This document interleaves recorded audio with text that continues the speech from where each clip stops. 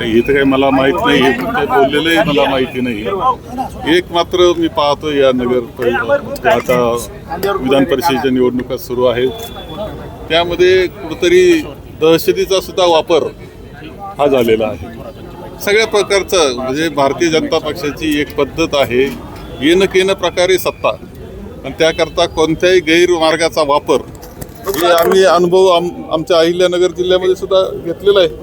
माझ्या ते राज्यात सुद्धा हेच चाललेलं आहे. जे बंगालमध्ये चाललं आहे ते आता इथे महाराष्ट्रात सुरू झालेलं आहे. दहशत आहे, कोणताही गैरमार्गाचा वापर आहे, आणि त्याच्यातून सत्ता मिळवण्याचा प्रयत्न चाललेला आहे. साहेब, नाशिक विधान परिषद निवडणुकीमध्ये महाविकास आघाडीने उमेदवारच दिलेला नाहीये, काय कारण?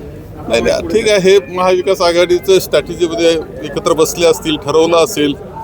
माझं ते तुमची निवडणूक चालू आहे एवढं लक्षात घ्या फक्त. नाही, पण काय झालं म्हणजे ठाकरे शिवसेनेकडे जागा होती, काही अडचण आली असेल त्यांना, एकत्र पण ती ठरवलं होतं. काही अडचणी आल्या काही ठिकाणी, परंतु इथे निवडणूक सुरू आहे, त्यामुळे ती निवडणूक होणार आहे एवढं लक्षात ठेवा.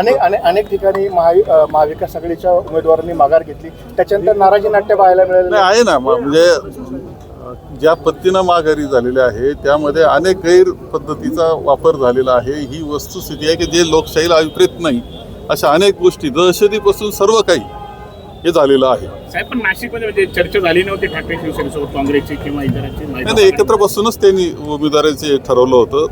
नाशिकच्या बाबतीत आता नेमकं काय घडलं हे मी सांगू शकत नाही. हे परस्परच्या माघारी घेतल्या त्यामुळे महाविकास आघाडीत नाराजी नाट्य असं बोललं जात आहे. नाही, असं नाही, अनेक गोष्टीचा वापर झालेला आहे.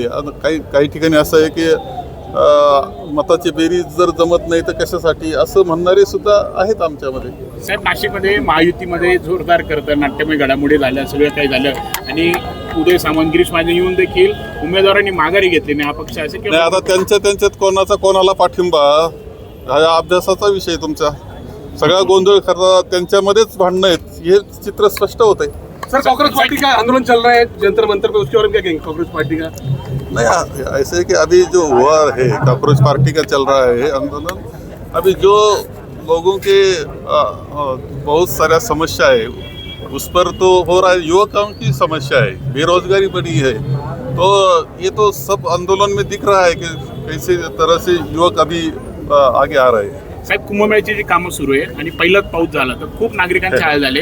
काल गिरीश महाजन म्हणतात की माफी मागतो, यंदा नाशिकांना त्रास होणार. कुंभमेळा म्हणजे मी सुद्धा येतोय, मला नाशिक रोड पासून इथपर्यंत येण्यामध्ये 1 तासापेक्षा जास्त टाइम गेलेला आहे. मला अत्यंत कधीही इतकी वाईट अवस्था नाशिक शहराची मी पाहिलेली नव्हती. इतकी वाईट अवस्था आहे. इथे महानगरपालिका प्रशासन आहे की नाही असं वाटावं ही परिस्थिती आहे. जनतेचे प्रचंड हाल चाललेले आहेत. यांचे खोदकामं करत असताना त्या नियोजन कोणतंच नाही अशी अवस्था आहे का बाबा ह्या भागात खोदकाम करायचं आहे तर कशा पद्धतीनं नियोजन केलं पाहिजे याचं नाही.